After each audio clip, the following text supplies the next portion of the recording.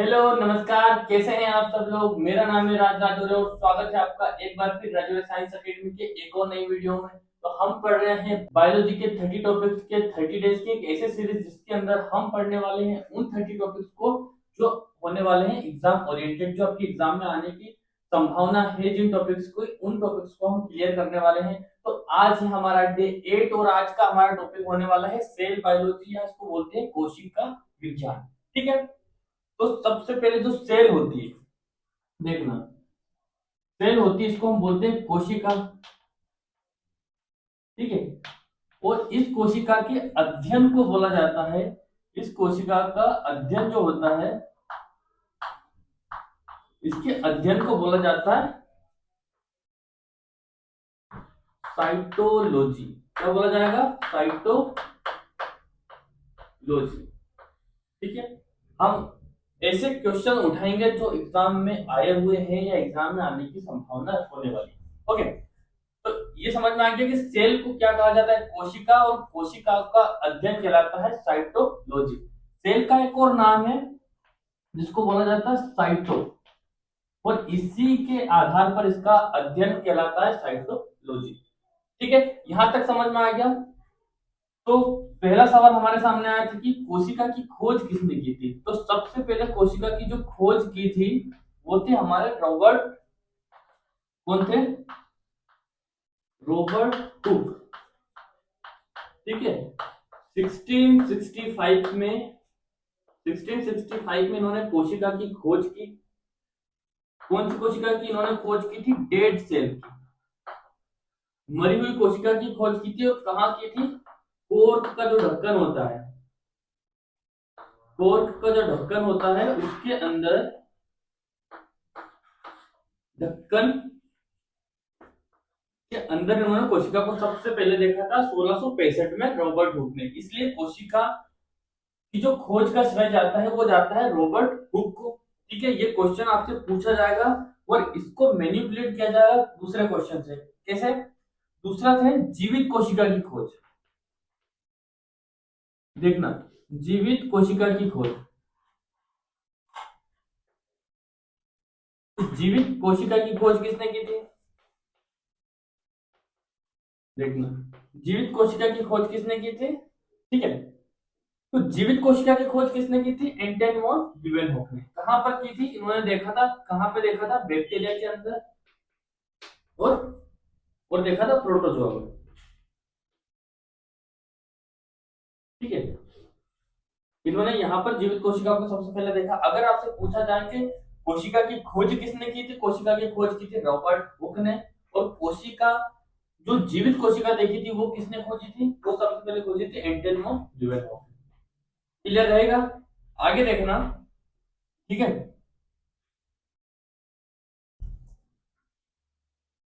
फिर एक और साइंटिस्ट हुए, रॉबर्ट रॉबर्ट ब्राउन। इन्होंने क्या करी थी? कोशिका के अंदर क्या देखा था इन्होंने? न्यूक्लियस देखा था, केंद्रक देखा था। क्या देखा था? केंद्रक देखा था। अगर आपसे पूछा जाता है कि केंद्रक की खोज किसने की, तो केंद्रक की खोज की थी रॉबर्ट ब्राउन ने। ठीक है। कैसे आया क्वेश्चन? सेल को क्या कहा जाता है? सेल को कहा जाता है साइटो। सेल के अध्ययन को क्या कहा जाता है? सेल के अध्ययन को कहा जाता है साइटोलॉजी। ओके। सेल की खोज या कोशिका की खोज किसने की थी? तो रॉबर्ट हुक ने की थी, बट इन्होंने खोजा था 1665 में मरी हुई कोशिका को, डेड। अगर पूछा जाता है कि जीवित कोशिका की खोज किसने की? एंटन वॉन लीeuwenhoek ने। कहां पर? बैक्टीरिया और प्रोटोजोआ के अंदर। और पूछा जाता है कि रॉबर्ट ब्राउन ने क्या खोजा था? सिर्फ न्यूक्लियस या केंद्रक की खोज की थी। क्वेश्चन ऐसे आ सकता है कि केंद्रक की खोज का श्रेय किसको जाता है? रॉबर्ट ब्राउन को। यहां तक क्लियर है? रहेगा याद? आगे देखना, कोशिका सिद्धांत।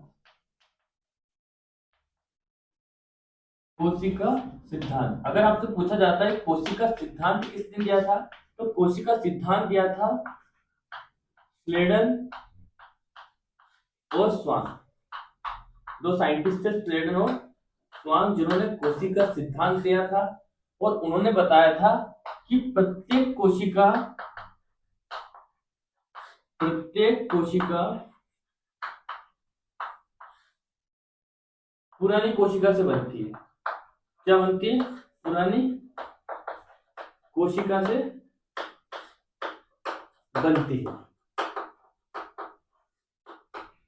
और क्या बोला गया कोशिका सिद्धांत में? कोशिका सिद्धांत में बोला गया कोशिका जो होती है, कोशिका जीवन की सबसे छोटी इकाई होती है। सबसे छोटी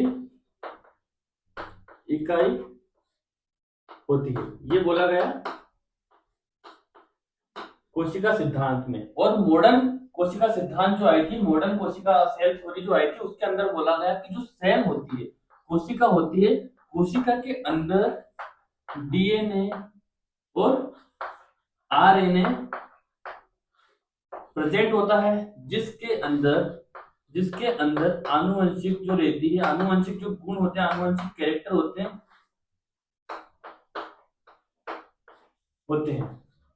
क्या होते हैं? आनुवंशिक गुण किसके अंदर होते हैं? डीएनए और आरएनए के अंदर। ठीक है, यहां तक समझ में आया। फिर एक कथन जो सबसे ज्यादा फेमस है, देखना, याद रखना इस कथन को, ओमनी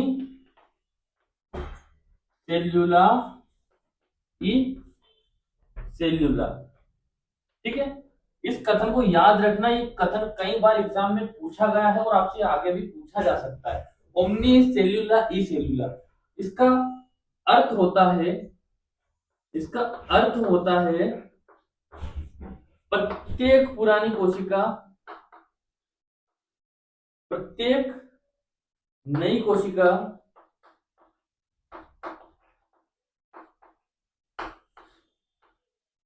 पुरानी कोशिका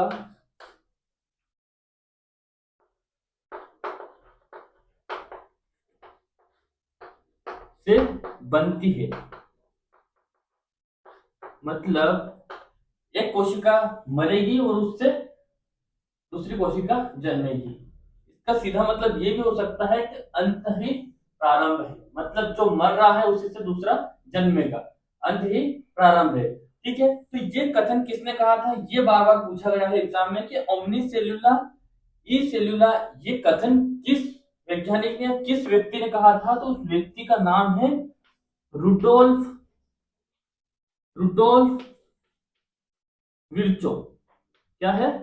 रुडोल्फ विर्चो। याद रखना, पूछा जाता है कि ओमनी सेल्यूला ई सेल्यूला कथन किस व्यक्ति का है? तो है रुडोल्फ विर्चो का। ठीक है, यहां तक समझ में आया। आगे देखना, डेफिनेशन आपसे पूछी जा सकती है। क्या पूछ सकते हैं? डेफिनेशन। तो कोशिका की डेफिनेशन क्या होती है? तो जीवों की, देखना, कोशिका डेफिनेशन देखना, जीवों की संरचनात्मक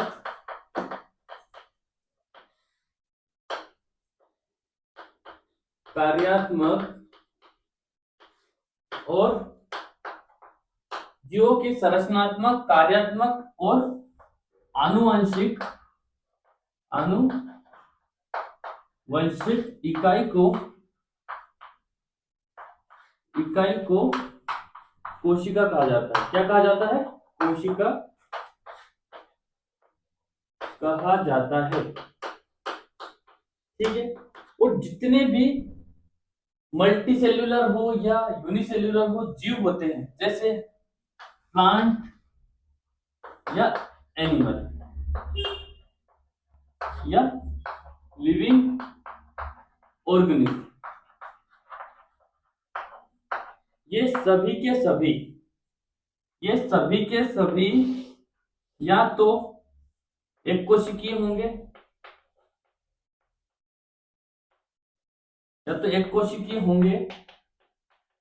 या फिर क्या होंगे? बहुकोशिकीय होंगे।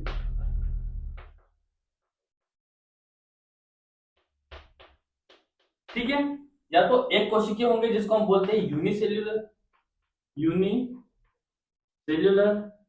या फिर होंगे मल्टी सेल्यूलर। ठीक है, इन्हीं के बेसिस पर जो सेल होती है वो दो टाइप की सेल होती हैं। कितने टाइप की होती है सेल, देखना।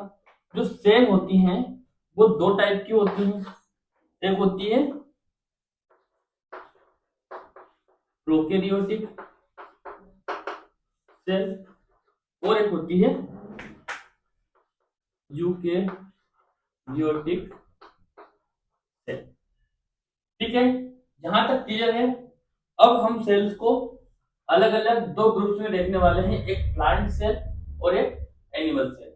उनका स्ट्रक्चर, उनकी कौन कौन से सेल ऑर्गन पाए जाते हैं उनके अंदर, क्योंकि प्लांट्स और एनिमल क्या है, मल्टी सेल्यूलर है, तो उनके अंदर बहुत सारी सेल्स पाई जाती है और हर सेल्स का एक अलग ही काम होता है जिसके बेसिस पे क्वेश्चन आपसे पूछे गए हैं। तो हम प्लांट्स को और एनिमल सेल्स को अलग अलग करके देखते हैं। ओके, बढ़ते हैं आगे। तो ये हमारे पास प्लांट सेल का डायग्राम है जो मैंने अभी बनाया है। नामांकन करेंगे हम सबसे पहले इसमें। तो सबसे पहली जो सेल दिखती है हमें, सेल की जो सबसे पहला ऑर्गेनाइज दिखता है वो है सेल वॉल। क्या है ये? सेल वॉल क्या काम करती है? ये सेल को प्रोटेक्ट करती है। क्या करती है? प्रोटेक्ट करती है सेल को। दूसरा, इसके अंदर थोड़ा सा जाता है तो हमें दिखती है सेल मेम्ब्रेन।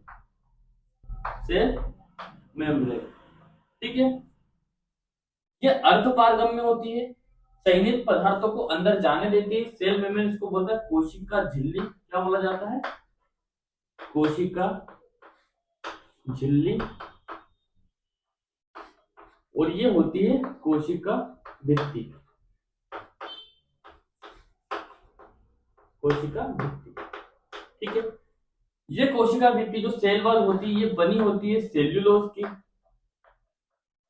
काय की बनी होती है? सेल्यूलोज की बनी होती है। और कोशिका झिल्ली जो होती है ये होती है अर्धपारगम्य। ठीक है, याद रखना। कोशिका झिल्ली कैसी होती है? तो वो अर्धपारगम्य होती है। वो सेल वाल जो होती है, कोशिका भित्ति कैसी होती है? वो सेल्यूलोज की बनी होती है। ठीक है, इसके बाद हमें दिखते हैं वेक्यूल्स, जिनको बोलते हैं रिक्तिकाएं। क्या है ये? ये रिक्तिकाएं हैं। प्लांट सेल के अंदर ये कैसी होती है? बड़ी होती है। और क्या करती है? स्टोरेज का काम करती है। ठीक है, याद रखना। अगला देखना, बीच में कहीं आपको दिख रहा होगा, ये होता है न्यूक्लियस। क्या होता है? न्यूक्लियस, जिसको हम बोलते हैं केंद्रक। क्या बोलते हैं? केंद्रक। और इसका काम क्या होता है? नियंत्रण का काम होता है। पूरी सेल का नियंत्रण कौन करता है? न्यूक्लियस करता है। और इस न्यूक्लियस के अंदर होता है डीएनए, आरएनए। रहेगा याद? देखना, इस केंद्रक के ऊपर एक आवरण है। इस केंद्रक के ऊपर एक आवरण पाया जाता है। इस आवरण को बोलते हैं न्यूक्लियस मेम्ब्रेन, केंद्रक झिल्ली। ठीक है, क्या है ये? ये है केंद्रक झिल्ली। ठीक है, ये कोशिकांग है जिनके कार्य भी मैं आपको साथ में बताते जा रहा हूं, आप इनको भी नोट कर लेना। ठीक है, इसके बाद आपको ये झिकझक जैसी संरचना दिख रही होंगी, इसको बोलते हैं गोल्गी बॉडी। क्या है? गोल्गी बॉडी या गोल्गी का इनको बोला जाता है। अगला है इंडोप्लाज्मिक रेटिकुलम। ये क्या है? ये है अंत प्रद्रव्य जालिका। क्या है? अंत प्रद्रव्य जालिका। ठीक है, इनको बोलते हैं ईआर। इंडोप्लाज्मिक रेटिकुलम दो प्रकार के होते हैं, स्मूथ होते हैं और रफ होते हैं, चिकने और खुरदुरे। क्यों? क्योंकि इनके ऊपर राइबोसोम के दाने पाए जाते हैं, इसकी वजह से खुरदुरे हो जाते हैं। ठीक है, और ये आपको गोल गोल संरचनाएं दिख रही होंगी, ये होते हैं राइबोसोम।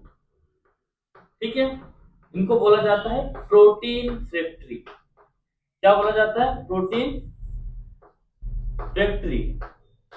याद रहेगा क्यों? क्योंकि ये प्रोटीन बनाते हैं, प्रोटीन का सप्लाई करते हैं सेल के अंदर, इसलिए इनको बोला जाता है प्रोटीन फैक्ट्री। और आपको ये बीच में कहीं ये वाली संरचना दिख रही होगी, सभी इसको जानते हैं, इसको बोला जाता है माइटोकॉन्ड्रिया। क्या बोला जाता है? माइटोकॉन्ड्रिया। और इसको बोला जाता है कोशिका का ऊर्जा ग्रह। क्यों? क्योंकि ये एटीपी के रूप में क्या करता है, एटीपी के रूप में ऊर्जा का संग्रहण करता है और जरूरत पड़ने पर ओटीपी को बाहर भेजता है सेल के पास, जिससे सेल को क्या मिलती है, एनर्जी मिलती है। इस एटीपी का फुल फॉर्म है एडिनोसिन ट्राइफॉस्फेट। याद रखना, यहां लिख रहा हूं एडिनोसिन ट्राइफॉस्फेट, ठीक है, याद रहेगा।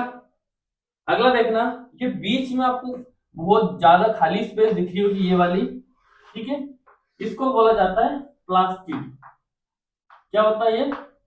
प्लास्टिड होता है। क्लोरोप्लास्ट जिसको बोलते हैं, क्या बोलते हैं, क्लोरोप्लास्ट। ये केवल कहां होती है? केवल प्लांट के अंदर ही होता है। क्या होता है? केवल प्लांट में ही पाया जाता है। ये जीवित जो एनिमल सेल होती है उसके अंदर ये नहीं पाया जाता है। और इसका काम क्या होता है? क्लोरोप्लास्ट करता है प्रकाश संश्लेषण। क्या करता है? प्रकाश संश्लेषण, ठीक है, याद रहेगा। आगे यहाँ तक समझ में? ये है हमारी प्लांट सेल, जिसके ये सारे ऑर्गेनेल्स इसके अंदर होते हैं। और एक सबसे बड़ी चीज जो आप भूल रहे हैं, ये बीच में ये आपको दिख रहा होगा ना, डॉट डॉट डॉट, ये होता है साइटोप्लाज्म। इसको बोला जाता है कोशिका द्रव्य। क्या बोला जाता है इसको? इसको बोला जाता है कोशिका द्रव्य। यहां लिख रहा हूं, क्या ये कोशिका द्रव्य, साइटोप्लाज्म इसको बोलते हैं, जिसके अंदर सारे जो कोशिकांग हैं, सेल ऑर्गेनेल्स हैं, ये इसके अंदर तैरते हुए दिखाई देते हैं, ठीक है। इसको बोला जाता है कोशिका द्रव्य, ठीक है। ये हमारा प्लांट सेल का स्ट्रक्चर है, जिनके सारे फंक्शन मैंने बता दिया। माइटोकॉन्ड्रिया को बोला जाता है कोशिका का ऊर्जा ग्रह या power house of the cell.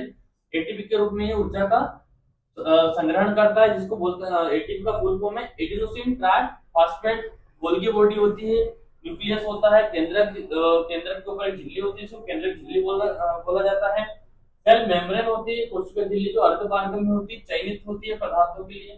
Cell wall होती है, जो जिसे कोशिका भित्ति कहते हैं, और ये काय की बनी होती है? सेल्यूलोज की बनी होती है। क्लोरोप्लास्ट प्रेजेंट होता है, क्लोरोप्लास्ट प्रेजेंट होता है, और क्लोरोप्लास्ट का काम होता है प्रकाश संश्लेषण के द्वारा भोज्य पदार्थों का निर्माण करना सेल के अंदर, ठीक है। केंद्रक के अंदर डीएनए, आरएनए जैसे आनुवंशिक पदार्थ होते हैं, जो क्या करते हैं? इंफॉर्मेशन को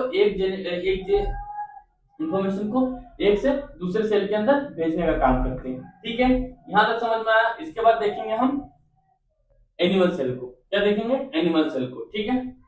तो ये जो अगली सेल दिख रही है आपको, ये सेल है एनिमल सेल। क्या है?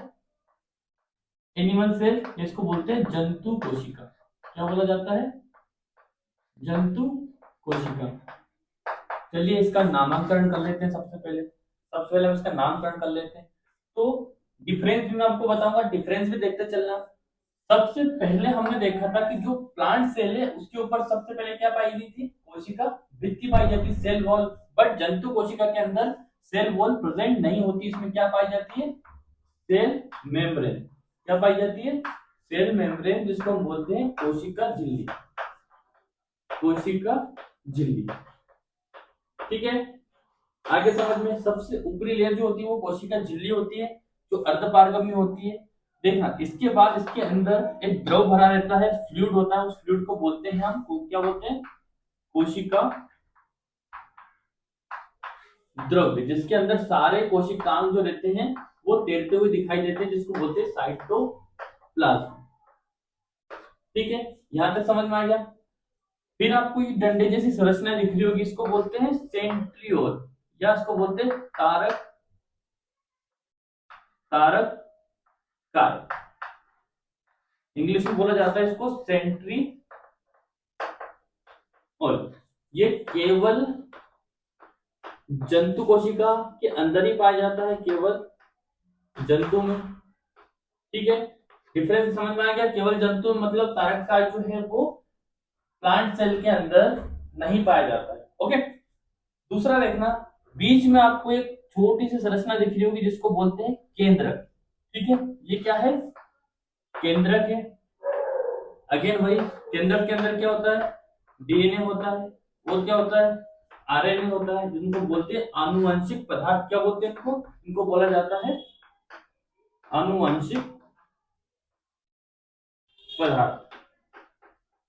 ठीक है, फिर देखना केंद्रक के ऊपर एक झिल्ली पाई जाती है जिसको बोलते हैं केंद्रक झिल्ली।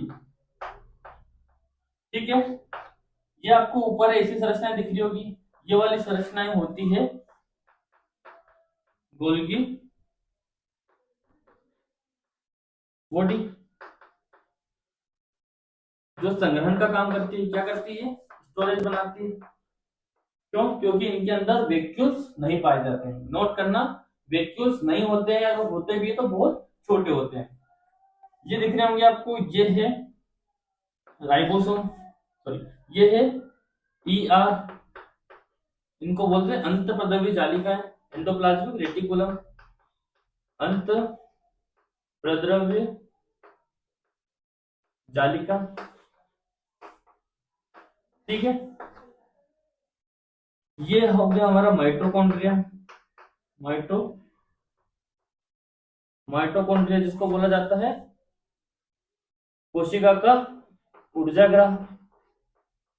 ठीक है, कोशिका का ऊर्जाग्रह। वही सेम इसमें एटीपी बनती है, जो क्या इसका फुल फॉर्म हमने पढ़ा था, एडेनोसिन ट्राइफॉस्फेट होता है। एक और संरचना इसके अंदर जो आपको विशेष दिख रही होगी वो है ये, क्या है ये है लाइसोसोम।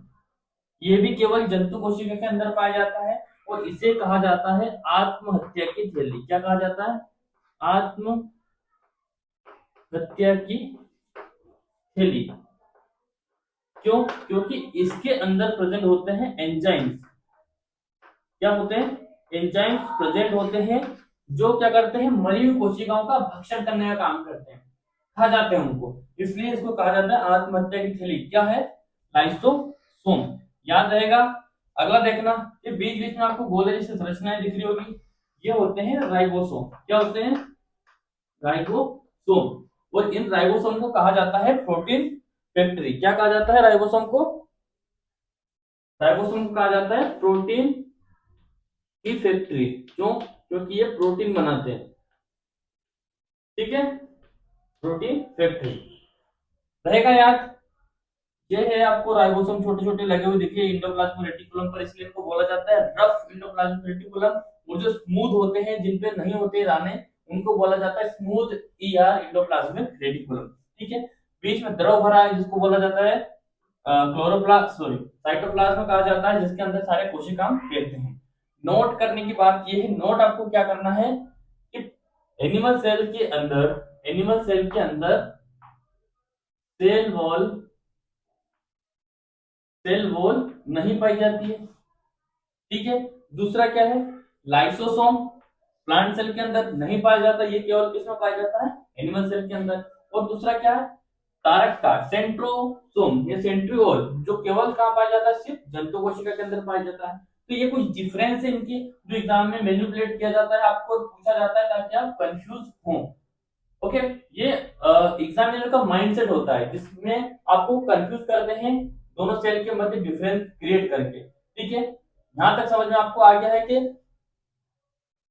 डायग्राम किस प्रकार बनाना है और कौन सी चीजों की पोजीशन क्या होती है। इनका आकार अनिश्चित होता है, इसलिए आकार पे मत जाना कि इसको कैसे बनाना है, आप ऑर्गेनाइज को सही से बनाएं, बाकी कोई दिक्कत नहीं। ठीक है, ओके, आगे बढ़ते हैं। अगला जो टॉपिक है इसके अंदर है हमारा सेल विभाजन, ये इसको बोलते हैं कोशिका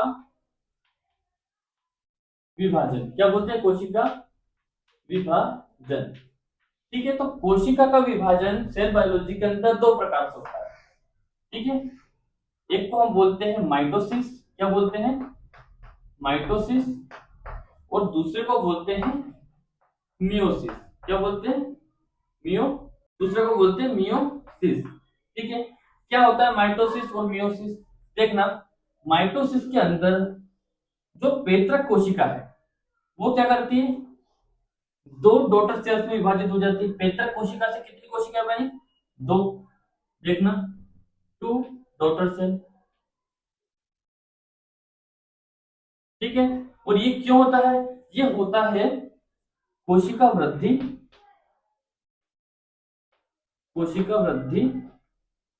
और मरम्मत के लिए। ठीक है, आए समझ में? पेत्रक कोशिका से ये क्या है, ये है पेत्रक कोशिका। इससे क्या बनी, दो दो संतति कोशिका बनी, संतति कोशिका। ठीक है। और मियोसिस के अंदर क्या होता है, ठीक ना। मियोसिस के अंदर होता है कि जो मियोसिस होता है, सबसे पहले तो वो क्या करती है, सबसे पहले तो वो विभाजन करती है। टोटल कितनी सेल बनाती है, 4 टोटल सेल बनाती है। याद रखना कितनी, 1 2 3 4, कितनी, 4 डॉटर सेल। ठीक है, कितनी सेल बनी, 4 डॉटर सेल्स इसके अंदर बनती है। और इसमें क्या होता है, जो डीएनए या आरएनए जो होता है, उसकी जो संख्या होती है, उसकी संख्या जो होती है वो पेतक कोशिका से डॉटर सेल में जब जाती है तो संख्या क्या हो जाती है, आधी हो जाती है। क्या हो जाती है, आधी हो जाती है। यहां से क्वेश्चन बहुत बार पूछे गए हैं, आपको मैनिपुलेट करने के लिए या कंफ्यूज करने के लिए पूछे गए हैं क्वेश्चन कि ऐसा कौन सा कोशिका विभाजन है जिसमें गुणसूत्रों की संख्या आधी हो जाती है, तो वो है मियोसिस। क्या है, मियोसिस। ये है हमारा पेतक कोशिका, क्या है ये है पेतक कोशिका। और ये है संतति कोशिकाएं, जिनकी संख्या कितनी होती है, संख्या होती है इनकी 4। ओके, और गुणसूत्र की संख्या क्या हो जाती है, आधी हो जाती है। That's it. या ये पूछा जा सकता है कि माइटोसिस की प्रोसेस क्यों होती है। माइटोसिस होता है कोशिका वृद्धि और मरम्मत के लिए। ऑब्जेक्टिव इस प्रकार के आए हैं और आ सकते हैं। ओके, कोई कंफ्यूजन, दैट्स इट, क्लियर। आगे बढ़ते हैं। एक और चीज नोट करके इसके अंदर लिखना, एक और चीज नोट करके लिखना, मायोसिस की प्रोसेस होती है रिप्रोडक्शन के लिए। किसके लिए, रिप्रोडक्शन के लिए, प्रजनन के लिए। किसके लिए होती है, प्रजनन के लिए। ठीक है, नो डाउट। आगे बढ़ते हैं। इसमें देखना कुछ क्वेश्चन है जो एग्जाम में आपसे पूछे जाते हैं, नोट करके लिखना, नोट करके लिखना। सबसे बड़ी कोशिका, सबसे बड़ी कोशिका कौन सी है, सबसे बड़ी कोशिका है शुतुरमुर्ग का अंडा। क्या है, शुतुरमुर्ग का अंडा, इसको सबसे बड़ी कोशिका कहा जाता है। ठीक है, सबसे छोटी कोशिका कौन सी है, तो सबसे छोटी जो कोशिका होती है वो होती है मायोप्लाज्मा। क्या है, मायोप्लाज्मा। ठीक है, ये सबसे छोटी कोशिका है। और अगर पूछे सबसे लंबी कोशिका कौन सी है, सबसे लंबी कोशिका है सेल, कौन सी है सबसे लंबी कोशिका, सबसे लंबी कोशिका ह्यूमन के अंदर तंत्रिका कोशिका, नर्वस सेल। क्या है, सबसे लंबी सेल होती है। और अगर आपसे पूछे आत्महत्या की थैली किसे कहते हैं,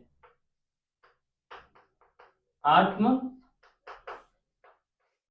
की थैली, तो आत्महत्या की थैली कहा जाता है लाइसोसोम को। किसको कहते हैं, लाइसोसोम, इसको आत्महत्या की थैली कहा जाता है। कोशिका का पावर हाउस, ऊर्जा ग्रह, power house of the cell किसे कहते हैं, वो होता है माइटोकॉन्ड्रिया। याद रहेगा, ये है mitochondria. Protein factory, protein factory किसे कहते हैं, तो प्रोटीन फैक्ट्री कहते हैं राइबोसोम को। किसे कहते हैं, राइबोसोम को। माइटोकॉन्ड्रिया के अंदर एक चीज बनती है क्या, एटीपी। इसका फुल फॉर्म पूछा जाता है, जिसको बोलते हैं, क्या बोलते हैं, एडिनोसिन ट्राई फॉस्फेट। याद रहेगा full form, adenosine try phosphate इसको बोला जाता है।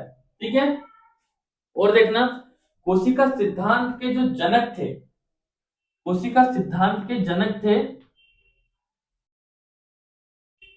सेल सिद्धांत जिन्हें दिया था, सिद्धांत के जो जनक थे कौन थे कोशिका सिद्धांत के जनक? स्वीडन और स्वान। कोशिका सिद्धांत के जनक थे कौन? स्वीडन और स्वान। और क्या था? केंद्रक की खोज किसने की थी? केंद्रक की खोज की थी रॉबर्ट ब्राउन ने।